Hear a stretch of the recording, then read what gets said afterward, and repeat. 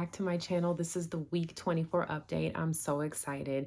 We are just, or I am just over 5 months into my weight loss journey, and I didn't hit my goal weight when I wanted to, but I'm close enough to where I am super happy with my results. All right, so for week 24, I had a low weigh-in of 166.6, so that's barely a half a pound down from the week low from week 23. So that's where I'm at for this week. Monday through Thursday, I was in Las Vegas. I got to meet my childhood best friend there. We've known each other pretty much our whole lives. Her parents were dating and went on double dates with my parents. So that's how long we've known each other. She got to take a break from her kids. I got to go by myself as well and meet her down there for a couple nights so that we can just have some good old fun, carefree, lay by the pool, have some drinks. I'm paying for it a little bit. I had a little allergic reaction around here, and so my skin is peeling off of my lips. It looks a lot better today, but yesterday and the day before was pretty bad. I had to take Benadryl a couple days.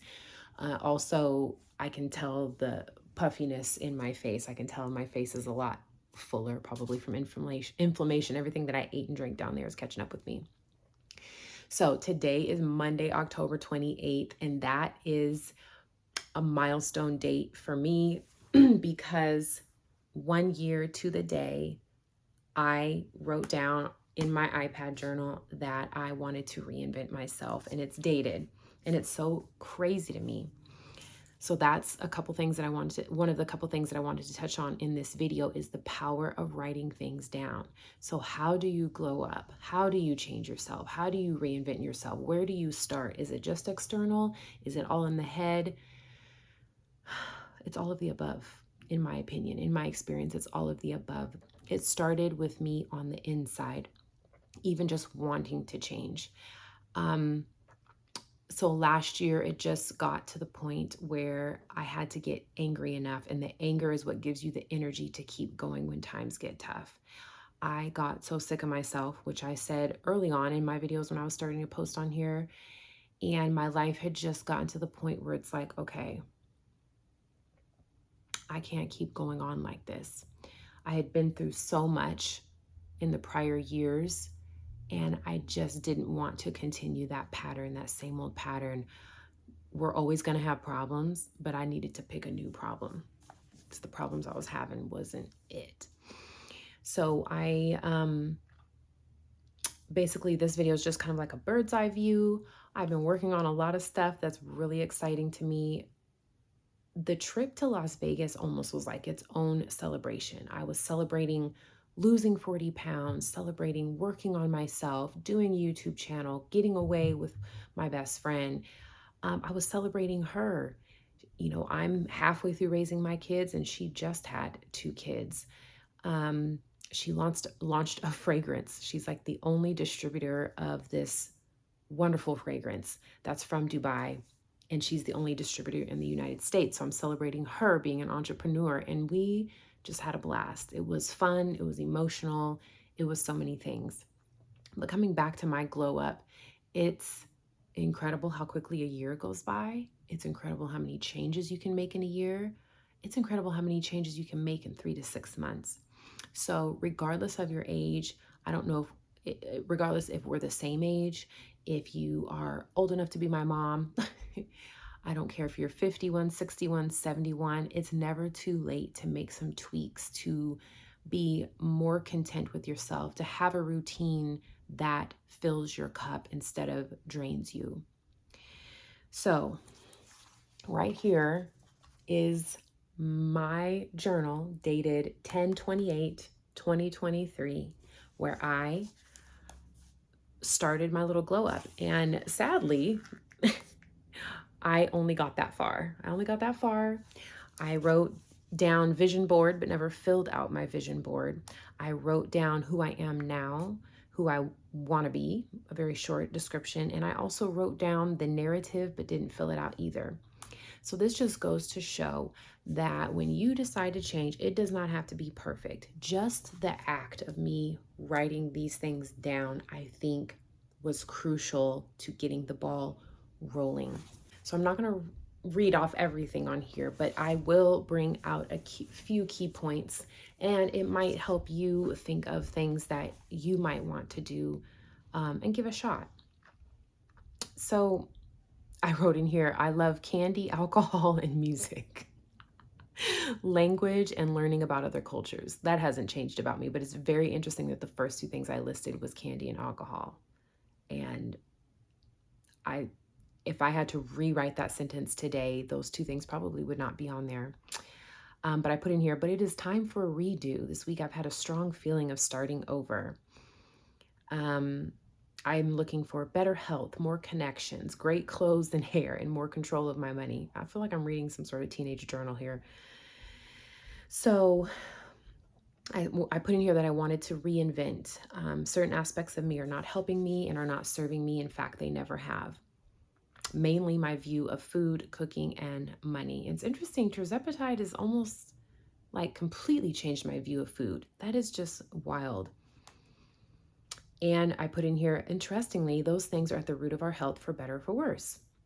So then my two little clouds, the top one is thoughts that don't serve me, and the bottom one was actions that don't serve me. So at the time I wrote down, this is a year ago today, the thoughts that didn't serve me were, I wish I had time to cook. I'm not a good cook. I could never give up coffee. I could never be skinny like that. I don't want to wear that until I lose X amount of pounds. I can't save money with growing kids. I can't say that to them, whoever them is, because they might get upset. Who has time to work out every day? Counting calories is so hard. I could never give up drinking. Healthy food is too expensive.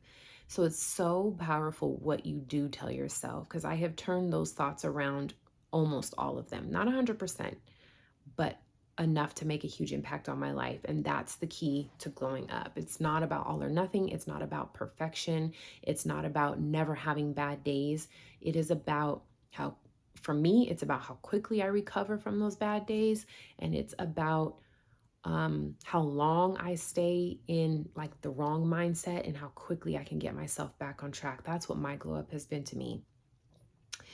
Actions that don't serve me, not taking breaks, staying up late more than one night in a row, losing touch with girlfriends, hiding how I really feel, not having a bedtime routine, eating bags of candy, not having like a personal Bible study routine, not setting aside money to spend on myself, assuming the worst about a situation, emotional eating, sitting all day, frowning, snapping, or yelling at family, yelling at the kids.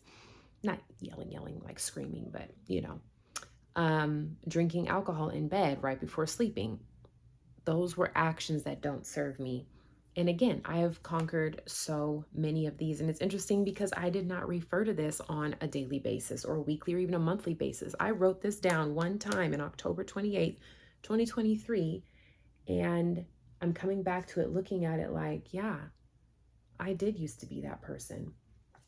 But I'm not so much like her anymore. Next page, who I want to be, Bianca. The woman I desire to be will be a beautiful blend of who I always was, mixed with new habits, routines, and ways of thinking that are calmer, more resilient, and positive. I'm not throwing my whole self away. I'm magnifying my strengths and fortifying my weaknesses. Like my middle name, it is something that has always been there, only rarely seen, known, or displayed. Let's bridge the gap from staying up late, scrolling social media, to rising early to stretch and journal or read. Less wine runs and more library runs. From packages of candy to pints of water, less frowning and fussing, more dancing and music. And that is the whole thing that I wrote down here. It's interesting that I put in here who I want to be, Bianca. And then, 8 months later, I start this channel and I name it Becoming Bianca. So the power of writing things down is definitely understated. So yeah, I definitely still don't go to the library enough. And I did get wine today. But that doesn't make me upset. More dancing and more music, which by the way, it is Monday night, but I'm about to have the boys sweep out the garage. I have curtains that are tied up to cover everything in the garage that have been there since our anniversary party back in last December. But I'm putting those down. I'm putting the party lights on. I'm pouring myself a glass of wine. I am turning the music up. And tonight, on a Monday night, I'm having a dance party in my garage by myself because I just thought of this yesterday and I didn't have enough time to invite people. But to me, that's what my glow up looks like. Celebrating the here and now, not hedonistic, like living only for today, but just not wasting so much time and energy and beating myself up on the past and not letting myself get into a crippling state of wondering about the future. Of course, that would essentially be like conquering anxiety and depression simultaneously, which would be a huge feat. And I'm not saying that that's going to happen 100%, but it's definitely completely different than what I've been in years gone by. So just like a quick bird's eye view of some, I talk about all the things I've been through. Let's just the past 5 years. First of all, my whole life I've struggled with extremely low self-esteem, caring too much about what other people think. So my glow up has been very much internal. Tirzepatide took it multiple steps further by me getting control on my food so that I can change the external about me so that they both sort of match. But that's the beauty of the glow up, has to be at your very core, at a very like basic level. You feel like, and you know that you deserve whatever next steps you're about to take. And you have to get to a point where you are ready. And if that looks like me, where I got so angry that I was like, no, never again. I'm not doing this anymore. So the things that I've struggled with over the years between low self-esteem is shame, blame, guilt, and resentment and regret. 5 things: shame, blame, guilt, resentment, and regret. Those things most of the time do not serve a purpose. What changed my mindset so dramatically was when I heard no one's coming to save you. I saw it online. I'm sure you've heard of it. We see it a lot sometimes. It stung, but it hit me in a way where it's like a truth hurts moment. No one's coming to save you. And once I went through my emotions of that, and it shook me and jarred me, because I think I have spent years and years hoping for someone to save me. But when you realize no one's coming to save you, you get all of your power back. So you have to put a spin on it. You get all of your power back. Your life becomes your own. Your life can be whatever you make it. And of course, there's so many circumstances we can find ourselves in that can't be changed. Maybe we are caretakers of aging parents, or we have children that are growing, or depending on like who we're married to, that might cause difficulties, or maybe we have our own health problems. But barring the things that you absolutely cannot change, what you can always change is your mindset and your reaction to it. And I know it sounds so cliche. I have heard those things my whole life, but it is something about when I reached a breaking point with my suffering, and then hearing these things that I've always heard: change your mindset, change how you view things, blah, blah, blah, blah, blah. When I finally stopped resisting that so much and realized, no, it's true, is when things changed for me. So I don't think I'm ready to get into too many details about things that have like deeply, deeply affected me in recent years, because I'm not sure how much of my business I want to put on the internet. But I want to say that at a minimum, I had a bad habit of operating at a very high stress level, taking on way too much, overextending myself, over accommodating, taking on the uncomfortableness to make other people more comfortable, not saying how I really feel about things, which really caused me health problems, because I'm holding things in and I'm agonizing over stuff and things that truly bugged me that probably should have been addressed with the person. I just didn't. And then that leads to resentment, because what I've learned is resentment does not actually, we can fool ourselves into thinking that it comes from blaming the other person and whatnot. But the resentment I found for me comes from not stepping up and speaking up and setting boundaries. You can never control how someone treats you, approaches you, talks to you, what they may or do to you or may not do to you, whether they're supportive or unsupportive, whether they're critical or upbuilding. But you can control your reaction. And I've heard that my whole life. I hated that. You can't control other people, but you can control how you react. And it's like, yeah, well, how do you do that? Well, the first thing is to not always be letting things slide to where you're holding on to all of the stuff that bothers you for the sake of making someone else uncomfortable. And I did that my whole life. And it just got to a point where I couldn't do it anymore. So now I've reached this point where I am a whole year into working on myself, trying to be better to myself, which in turn is making me a better wife. It's making me a better mom. It's making me a better friend, a better sister, a better daughter. And it feels so good. You know, sometimes I catch myself in a little twinge of regret, not even a little, like a big twinge. I've spent pretty much like all day with these flooding thoughts of like, why didn't you do this sooner? If I had to pick a regret, I'm trying not to be such a regretful person anymore, but if I had to pick a regret, I would just say that I wish I had started sooner. I could have eliminated so much suffering and whatnot. But here I am. It's neither here nor there. It's about to be 2020 and I'm working on a project that I'm pretty excited about. So I showed you my little iPad journal.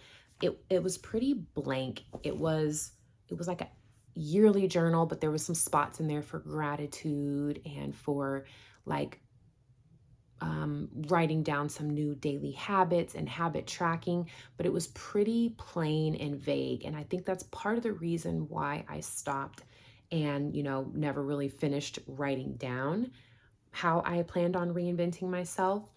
So I'm working on creating a journal and a workbook that is going to be so full of good information, so full of good like worksheets and prompted journaling and gratitude prompts that I'm going to put it all together into like one big awesome journal workbook, and that'll be available on December 1st. I already created something for free that's available on my website, becomingbianca.com. You can download it for free. And if you want to be added to the launch list to be updated when I'm going to call it the ultimate glow up handbook, when that's available December 1st, you can be added to that list. So I'm pretty excited about it. I'm doing stuff I never thought I would do. I had avoided social media. I stopped going on Facebook. I stopped posting on Instagram like a couple years ago. And now I'm back on Instagram. I got a TikTok. I got a YouTube channel. I think I've just embraced the fact that this is the world that we live in now. And if you really want to like launch into new and different things, you're going to have to be on social media. But I do feel like I'm starting to like find my groove and find my niche, because I agonized about how to do this in a way that felt good to me, in a way where I'm being myself, but I'm not, like doing more than necessary.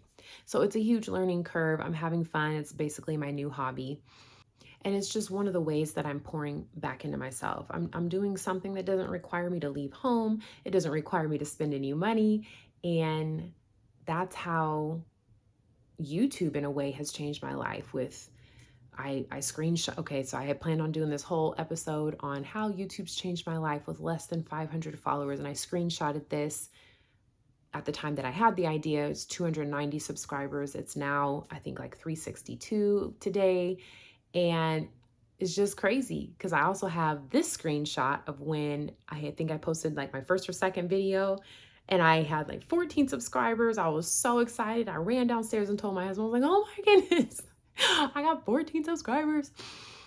So the fact that there's a few hundred people listening to me and watching me, I don't know, it's kind of terrifying.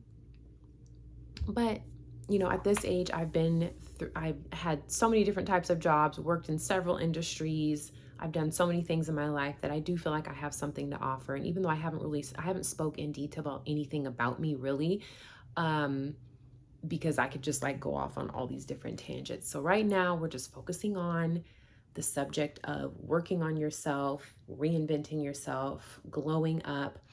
It's so funny. I had looked up, just trying to play not devil's advocate, but trying to come from a different viewpoint. So I just put into Google how to glow up. What do people do to glow up? And trying to get an idea of also like the angles and sections I should have in this handbook that I'm working on, this workbook and journal. Um, and it's so funny because a lot of it is people or kids essentially. They're like, I'm 13. What age were you when you had your glow up and blah blah blah. It's like, well, that's not a glow up. You need to grow up. So it's just funny that there's, kids that are like under 20 talking about glowing up. It's like, no, you need to finish growing up first. What you're doing is just a part of growing up. To me, a glow up is someone who's been established in a way of life and they get fed up with it.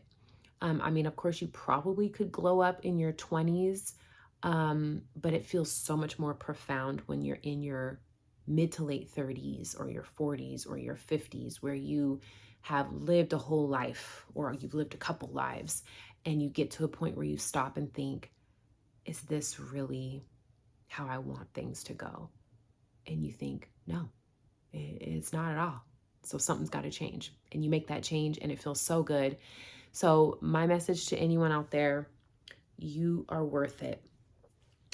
But no amount of me telling you that is what's going to help you. You have to decide that you are worth it. You deserve it. You deserve the time, the effort, the energy, and any potential money that you might have to spend. There's so much you can do without spending a dime because it all starts here and in your heart.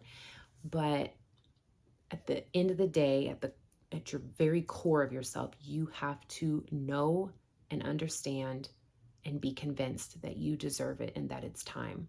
Do it scared, do it nervous, do it without knowing what the outcome is going to be, but you will get there, and maybe even faster than you think you will. So that's all for today, and thanks for coming back. Appreciate all of you. I hope you like my new aesthetic. I finally decided on a color. It looked like the rainbow had puked all over my YouTube channel. So I want it light and bright. The electric colors really excited me for the past 4 months that I've had this channel, because to me it felt like a glow up should be. It should be new and fresh and exciting and electrifying, and it just gets you going. It's a fresh start. But also too, I don't want to hurt people's eyes. So those are the colors that I'm going with. That's what I'm sticking with. And yeah, just trying to tighten things up if this is really what I'm going to be doing for a while.